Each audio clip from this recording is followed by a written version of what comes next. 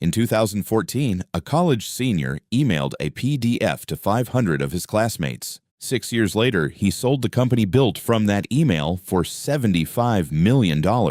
This is the story of Morning Brew and the 3 decisions that made it work. Alex Lieberman was a finance major at the University of Michigan in 2014, and he had a problem. He needed to keep up with business news, markets, deals, what companies were doing. But every time he opened the Wall Street Journal, he felt like he was wading through concrete. Dense, dry, written for people who already knew everything. He asked his friends where they got their business news. Most of them said they didn't, really. They'd skim headlines, feel vaguely informed, and move on. So Alex did something simple. He started summarizing the top business stories of the day himself in plain English with some personality and emailed it as a PDF to a group chat. He called it Market Corner. It was not a product. It was not a business. It was a PDF attached to an email. But something happened that Alex didn't expect. People started forwarding it. A sophomore named Austin Reef saw the newsletter and reached out to Alex with one message. He thought there was something real here. They met. They hit it off. And over the winter break of 2014, they rebuilt the whole thing, gave it a proper name, a consistent voice, and a real website. In March 2015, Morning Brew launched, and then came their first real test. How do you get strangers to subscribe? Their approach was embarrassingly low-tech. They walked into business classes at the University of Michigan and asked if they could have 2 minutes. They'd pitch the newsletter, pass around a sign-up sheet, and manually enter every email address into their database themselves. They tried the obvious version first, just posting a sign-up link online. Nobody clicked it. The physical sign-up sheets, those worked. By the time Alex graduated in June 2015, they had 10,000 subscribers. Austin was still in school. Alex had a job lined up at Morgan Stanley, but they kept running the newsletter on the side, writing every morning before work, before class. In 2016, Alex quit his banking job to run Morning Brew full-time. At that point, they still had no revenue. They had a growing audience, a consistent product, and a very clear conviction that people actually wanted this. What they didn't have yet was the thing that would change everything. By early 2017, Morning Brew had 100,000 subscribers. That's impressive, but what happened next is what turned this into a $75 million company. They launched what they called the Share the Brew referral program. The mechanic was simple. Every subscriber got a unique referral link printed at the bottom of every email. Share it with friends. When those friends subscribed, you earned rewards. Not cash. Rewards. Stickers first, then a coffee mug, then a Morning Brew crew neck, which they called, of course, the brew neck. And, for the most dedicated referrers, an invitation to Morning Brew headquarters. On screen, refer 1 friend to stickers, refer 5 to mug, refer 15 to brew neck. Now here's the part that made it work, and why most referral programs fail, and this one didn't. Morning Brew wasn't offering the referral program to cold strangers. They were offering it to 100,000 people who already loved the product enough to open it every single morning. The program launched, and within days they were seeing over 1,000 referrals per day. At peak effectiveness, the referral program was responsible for 30% of all new subscribers. That's 1 in 3 new readers coming entirely from existing readers, at essentially zero cost.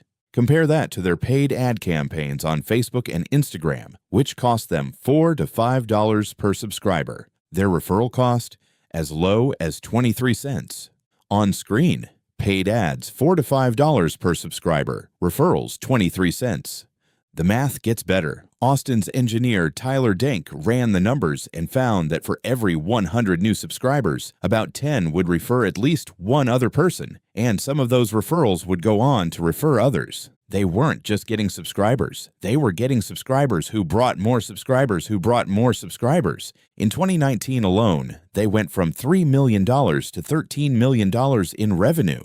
So the product was free, the referral program was free, the newsletter was free. How did Morning Brew make $75 million? The model is called native advertising, and it's old, but Morning Brew executed it better than almost anyone. Each edition of the newsletter includes a sponsor section, usually 1 or 2 per issue. But instead of banner ads nobody reads, brands pay Morning Brew to write the ad themselves in Morning Brew's voice, so it blends seamlessly into the content. The audience trusts the newsletter, so they trust, or at least tolerate, the ads. Open rates stayed consistently around 40 to 45% at a time when the industry average was closer to 20%. On screen, Morning Brew open rate, approximately 45%, industry average, approximately 20%. Advertisers noticed, and they paid for access to that attention. By the time of the sale in 2020, Morning Brew had 2.5 million subscribers, a team of around 60 people, and revenue that was accelerating fast. They had expanded beyond the flagship newsletter into retail brew, marketing brew, emerging tech brew, each one targeting a specific professional audience. On screen, 2.5 million subscribers, $75 million acquisition, October 2020. Business Insider, owned by the German media giant Axel Springer, bought a majority stake for $75 million. And here's the detail that gets left out of most retellings. Morning Brew's founders weren't desperate. They hadn't run out of money. They weren't being forced to sell. They took the deal because they had big ambitions and wanted the backing to pursue them faster. That's not a distress sale. That's a negotiating position built over 6 years of consistent daily execution. So what actually made Morning Brew work? Not the idea. Free newsletters existed, business news existed, email marketing existed. The thing that made it work was this. They were obsessed with one metric before they were obsessed with any other. Open rate. Every single day at 11 a.m., Austin and Alex would write down their open rate on the office wall. That was their North Star. Not subscribers, not revenue. Opens. Because an open meant someone actually read it. Someone got value. Someone would come back tomorrow. Everything else, the referral program, the ad revenue, the $75 million exit, followed from that. The lesson isn't start a newsletter. The lesson is pick one metric that tells you if people actually care about what you're making, and be obsessive about it before you're obsessive about anything else. Morning Brew started as a PDF attached to an email sent to 500 college students. 6 years later, it had millions of readers, dozens of products, and a 9-figure price tag. What they built was a system, a daily habit for millions of people, and habits once formed are very hard to break.